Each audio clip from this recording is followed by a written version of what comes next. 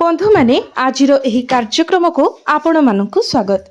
आजिर एही कार्यक्रमटी सिंह राशि व्यक्तिविशेष मानक पई बहुत गुरुत्वपूर्ण अटे।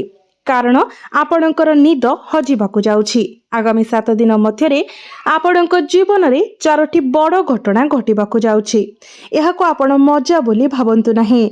यह एक एपरी सत्य जहाँ प्रत्येक मुहूर्त एवं प्रत्येक मोड़े आपण जीवन को एक जीवंत नर्करे परिणत करिछि। जदि आपण एई 7 दिन मध्यरे सेई भूल गुड़िक पुनरावृत्ति करंती बंधु माने आपण वर्तमान जहाँ अछि ताहा मध्य हराई देबे।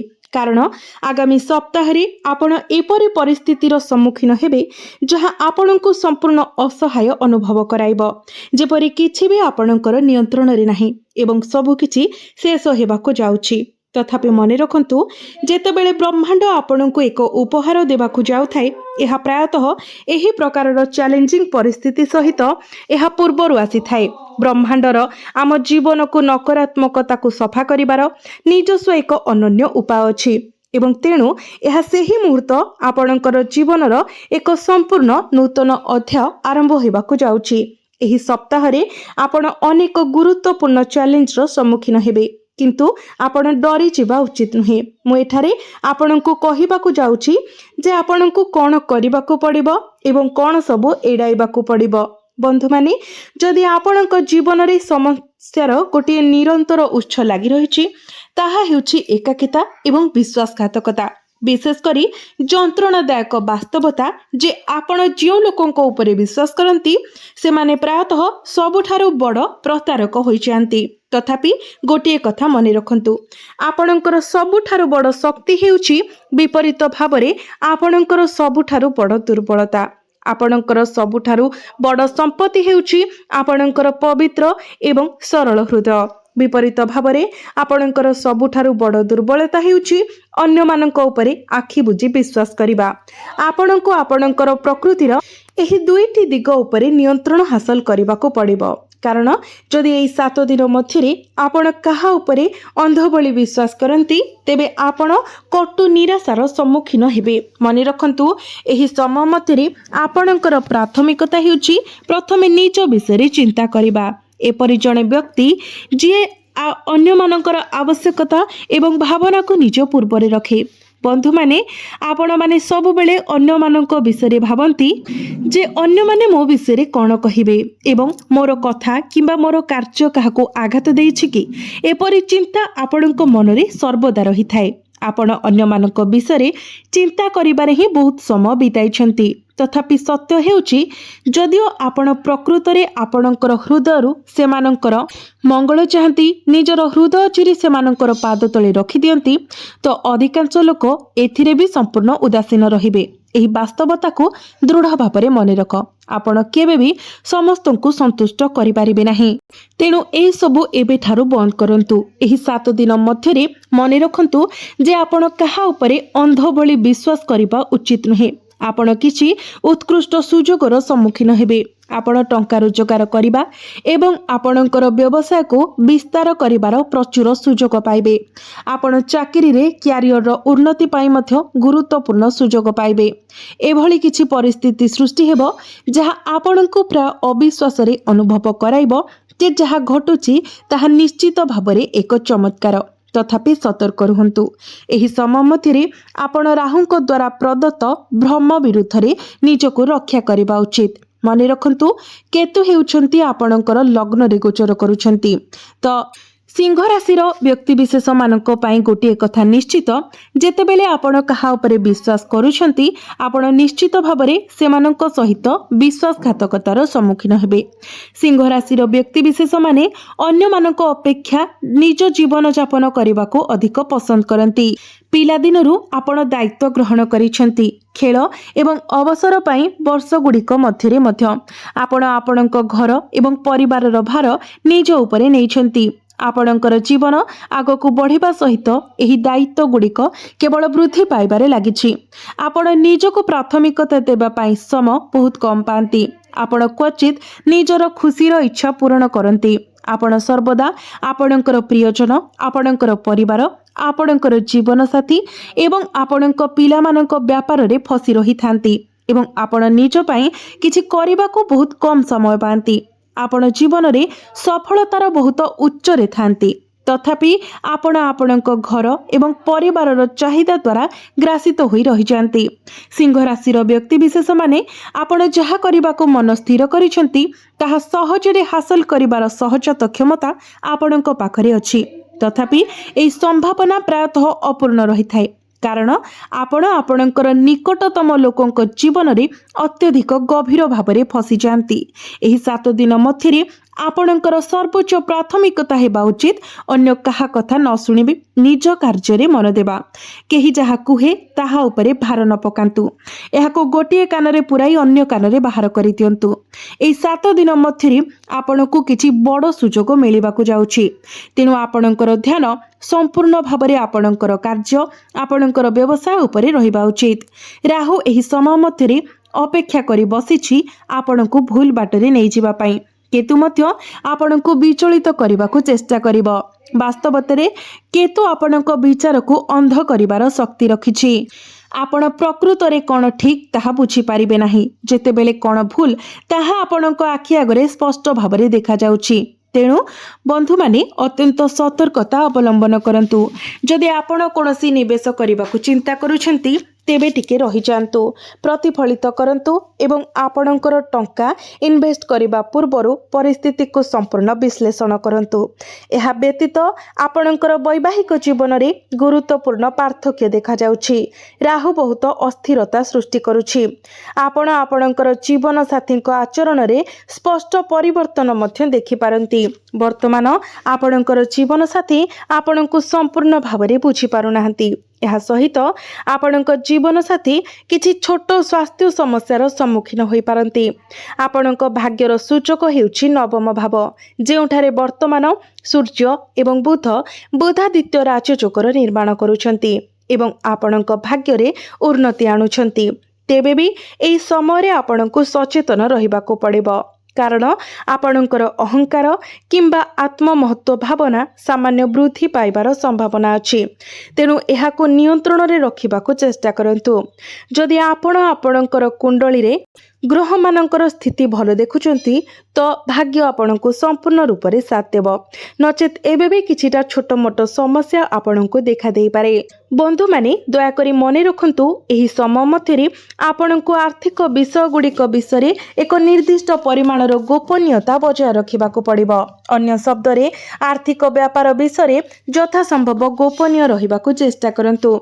ଆପଣ ଆପଣଙ୍କର ଆର୍ଥିକ ସ୍ଥିତି ବିଷୟରେ କାହାକୁ ବିସ୍ତୃତ ଭାବରେ ଜଣାଇବା ଉଚିତ ନୁହେଁ।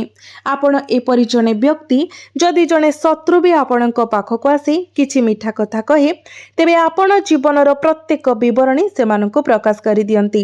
ତାହା ଆପଣଙ୍କର ଜୀବନସାଥୀ, ବ୍ୟବସାୟ, ଚାକିରି କିମ୍ବା ଆପଣଙ୍କର କେତେ ଟଙ୍କା ଅଛି ସେ ବିଷୟରେ ଆପଣ ଖୋଲାଖୋଲି ଭାବରେ ସବୁ କିଛି କହିଦିଅନ୍ତି। ଆପଣଙ୍କର ଆର୍ଥିକ ସ୍ଥିତି, ଆପଣଙ୍କର ଭବିଷ୍ୟତ ଯୋଜନା, କ'ଣ କରିବେ କ'ଣ ନ କରିବେ ଏବଂ କେଉଁଠାରୁ ସମ୍ପତ୍ତି କିଣିବାକୁ ଚାହୁଁଛନ୍ତି, ଆପଣ ସମ୍ପୂର୍ଣ୍ଣ ଭାବରେ ସବୁ କିଛି କହିଦିଅନ୍ତି, ଠିକ୍ ତାର ଗଭୀର ଦୁର୍ବଳତା ପର୍ଯ୍ୟନ୍ତ। ତଥାପି ଆପଣଙ୍କୁ ଏହି ପ୍ରବୃତ୍ତି ଉପରେ ନିୟନ୍ତ୍ରଣ ରଖିବା ଶିଖିବାକୁ ପଡ଼ିବ, କାରଣ ଏଥିରେ ଆପଣଙ୍କ ଜୀବନର ସବୁଠାରୁ ତିକ୍ତ ସତ୍ୟ ରହିଛି। ଆପଣ ଲୋକମାନଙ୍କ ଉପରେ ଅନ୍ଧବିଶ୍ୱାସ ରଖନ୍ତି, ତଥାପି ସେମାନେ ପ୍ରତ୍ୟେକ ସମୟରେ ଆପଣଙ୍କର ବିଶ୍ୱାସକୁ ବିଶ୍ୱାସଘାତ କରନ୍ତି। ଏହା ସତ୍ତ୍ୱେ ଆପଣ କୌଣସି ବି ଶିକ୍ଷା ପାଆନ୍ତି ନାହିଁ। ଆଗାମୀ ଦିନରେ ଆପଣ କ୍ରୋଧରେ ସାମାନ୍ୟ ଉଷ୍ମ ଅନୁଭବ କରିପାରନ୍ତି ଏବଂ ଆପଣଙ୍କର ବାଣୀରେ ମଧ୍ୟ ସମସ୍ୟା ଦେଖାଦେଇପାରେ। ଆପଣ ଯାହା କୁହନ୍ତି ଆପଣଙ୍କର ପରିବାରର ସଦସ୍ୟମାନେ ଏହାକୁ ଗୋଟିଏ ଉପାୟରେ ବ୍ୟାଖ୍ୟା କରିପାରନ୍ତି, ଯେତେବେଳେ ଆପଣଙ୍କର ଜୀବନସାଥୀ ଏହାକୁ ଅନ୍ୟ ଉପାୟରେ ବ୍ୟାଖ୍ୟା କରନ୍ତି। ଆପଣଙ୍କର ହୃଦୟ ପବିତ୍ର, କିନ୍ତୁ ଆପଣଙ୍କର କଥା ବିକୃତ ହୋଇପାରେ। ଆପଣଙ୍କୁ ଜଣେ ଭୟଙ୍କର ବ୍ୟକ୍ତି ଭାବରେ ଚିତ୍ରଣ କରାଯାଇପାରେ, ଯେପରି ଆପଣ ଏକ ଗୁରୁତର ଭୁଲ କରିଛନ୍ତି। ଗ୍ରହ ଏବଂ ନକ୍ଷତ୍ରଗୁଡ଼ିକର ପ୍ରତିକୂଳ ପ୍ରଭାବରେ ଏପରି ଘଟଣା ଘଟିବ। ତେଣୁ ନିଜର ବାଣୀରେ ସତର୍କତା ଅବଲମ୍ବନ କରନ୍ତୁ। କହିବା ପୂର୍ବରୁ 2 ଥର କିମ୍ବା ତାଠାରୁ ଅଧିକ ଭାବିବାକୁ ନିଶ୍ଚିତ କରନ୍ତୁ। ଏହା ବ୍ୟତୀତ ଆପଣ ଏପରି ଜଣେ ବ୍ୟକ୍ତି ଯେ ପ୍ରତ୍ୟେକ ଛୋଟ ଛୋଟ କଥାରେ ରାଗିଯାଆନ୍ତି, ତ ଏହି ପ୍ରବୃତ୍ତିକୁ ନିଜଠାରୁ ଦୂରରେ ରଖନ୍ତୁ। ନିଜର କ୍ରୋଧକୁ को नियंत्रण रे रखंतु। आपण कहार भावना को आघात न देबा पई आपणकर समस्त उपाय बाहर करंती। सब बेले भाबंती मु सेमानंकु किपरि विरक्त करि पारे, तथापि आपणक भितरे गभीर भाबरे चलुथबा एही क्रोध शेषरे एही सप्ताहरे फुटी पारे एवं जेतेबेले आपणकर क्रोध प्रकाश पाए यह संपूर्ण विनाश आनी पारे। संपर्क एवं बंधन सब किछि भांगी पारे। आपण सेमानंकु केते सहाय्य करिसेंती किंबा आपण सेमानंको पाई केते प्रचुर प्रयास करिसेंती ताहा विचार करबाको केही समय नियंती नाही। तेणु अत्यंत सतर्क रुहंतु, कारण गोटे छोट भूल क्रोधर एक क्षणिक विस्फोरण आपणको सब किछि आपणकर प्रिय समस्तंक ठारू संपूर्ण भाबरे अलगा करि पारे। एही समय मध्यरे आपणको आपणकर स्वास्थ्यर मध्य असाधारण जत्न नेबाको पड़िबो एवं सतर्कतार सहित यह करबाको पड़िबो। एक रोग आसीबा पाई अपेक्षा करी एवं तापरे डाक्तरखाना को दौड़ी जिबा अपेक्षा आपणकर खाद्य एवं जीवनशैली उपरे सक्रिय भावरे ध्यान दियंतु। जदि आपण बाहर को जानती, विशेष करी भीड़ अंचल रे किंबा ग्रीष्म गरम रे, तेबे अत्यंत सतर्कता एवं पूर्व चिंतन सहित आगको बढ़ंतु, कारण यह आपणकर स्वास्थ्य को तुरंत एवं प्रतिकूल भावरे प्रभावित करि पारे। किछि अनुपयुक्त खाद्य खाइबा तुरंत पेट खराब किंबा यकृत समस्या सृष्टि करि पारे। सेपरि गरम सहित अल्प समय पाई संस्पर्श रे आसीबा द्वारा मध्य डिहाइड्रेशन होई पारे, अर्थात आपणक शरीर वर्तमान तुरंत प्रतिकूल प्रभाव पाई अत्यंत संवेदनशील। तेणु सतर्क रुहंतु, कारण एही सप्ताह रे आपण एवं आपणक परिवार सदस्यक मध्यरे छोट मोट भूल बुझामणा सृष्टि हेबार संभावना अछि। तेणु सतर्कता अवलंबन करंतु एवं संभाव्य द्वंद्वरु दूरे रुहंतु। आपणक क्यारियर संपर्क रे उत्कृष्ट सुजोग रहिछि। मई 11 तारिख परे जिनिस गुड़िक आहुरी स्पष्ट एवं अधिक सुगम हेबाकु जाउछि। परिस्थिति गुड़िक आपणकर सपक्ष रे रहिबो, तथापि एही सप्ताह रे एक शांत आचरण बजाय रखंतु। हुएत केतेक समय नीरवता मध्य पालन करंतु, तेबे सब किछि ठीक होई जिवो। आपणकर गोटिए पुनरावृत्तिगत भूल रहिछि। जेतेबेले कोनोसी ईश्वरीय शक्ति आपणक उपरे आशीर्वाद प्रदान करंती, जेतेबेले ग्रह नक्षत्र गुड़िक आपणक सपक्ष रे समान होइथांती एवं आपणकर भाग्य चमकु थाए, आपणकर क्रोध सर्वदा सब किछि रे बाधा सृष्टि करे। आपणकर क्रोध प्रत्येक परिस्थिति रे प्रवेश करे, शेषरे शुभ फल को नष्ट कर दिए। फलस्वरूप ग्रह नक्षत्र देवादेवी माने आपणक उपरे असंतुष्ट हुअन्ति। सेमाने आपणकर विरुद्ध रे चलन्ति एवं सेमानकर सर्वोत्तम उद्देश्य सत्वे अनुकूल फलाफल प्रदान करिबारे असमर्थ हुअन्ति। तेणु एहाको मने रखंतु। एही समय मध्यरे आपण निजर क्यारियर उपरे ध्यान दियंतु। मने रखंतु, शनि वर्तमान आपणकर अष्टम भावरे गोचर करुछन्ति, जहाँ आपणको परिश्रमी हेबाको बाध्य करुछि। जदि आपण परिश्रम करिबारे विफल हुअन्ति, अर्थात जदि आपण कठिन परिश्रम करन्ति नाही, आपणकर व्यवसाय रे ठीक भावरे काम करन्ति नाही किंबा आजिर काम आज ही समाप्त करन्ति नाही, तेबे विषय गुड़िक जटिल होई जिवो। यह आपणकर अतीतरे मध्य करिथिबा एक भूल। आपण कोन करिबाकू चाहुछन्ति? आपण आजिर काम को काली पर्यंत ठेली देई काम करिबा पाई विलंब करन्ति। आपण सब किछि रे विलंब करन्ति एवं एही आचरण शनि को आपणक पाई छोट मोट बाधा सृष्टि करिबाकू प्रेरणा दिए। तेणु आपणकू कठोर श्रृंखला पालन करिबाकू पड़िबो। श्रृंखला बिना किछि हासिल हेबो नाही। आपण ठीक समय उठिबा, ठीक समय सोइबा एवं प्रत्येक कार्य को ठीक समय करिबा उचित। निश्चित करंतु जे आपण समस्त पड़ी रहितिबा काम को सफा करिवे। एई कथा को दृढ़ भावरे मने रखंतु। वर्तमान सूर्य आपणकर भाग्य भावरे अछंती, जहाँ आपणकर भाग्य को वृद्धि कराउछि। तुमर भाग्य रे प्रभु भावरे सूर्य आपणकर स्थिति को आहुरी मजबूत करुछंती, जहाँ प्रकृत रे आपणक पाई एक अनुकूल दिग।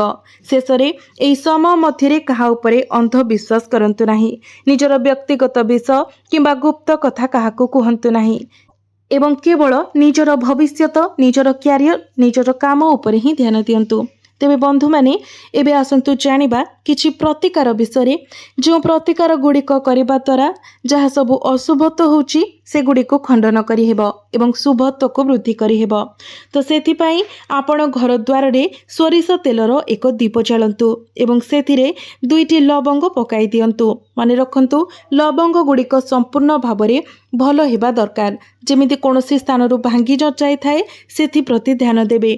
जदि आपण एई प्रतिकारटी करूछंती तो आपणको आपणकर कुलदेवता एवं पितृपुरुषंकर आशीर्वाद प्राप्ति हेबो एवं आपणकर भाग्य मध्य सुदृढ़ हेबो। तेबे बंधु माने आपणकर जीवन मंगलमय हेउ, एहा ही ईश्वरंक निकटरे मोर प्रार्थना। धन्यवाद।